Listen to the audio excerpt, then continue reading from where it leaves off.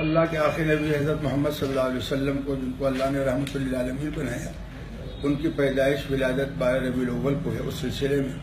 105 سال سے کانپور کے تاریخی جلوس، جو ایشیا کے جلوس محمدی اٹھتا ہے، پریڈ گراؤنڈ سے اٹھتا ہے۔ آزادی کے بعد سے جمعیت علماء یہ شہری یونٹ اس کی قیادت کرتی ہے، انتظام کرتی ہے۔ ہم محسن انسانیت صلی اللہ علیہ وسلم کے جلوس کو امن، ایکتا، محبت اور بھائی چارے کا جلوس بناتے ہیں اور بنانا چاہتے ہیں، اور یہی پیغام دیتے ہیں۔ اس وقت ملک کو محبت کی بہت ضرورت ہے،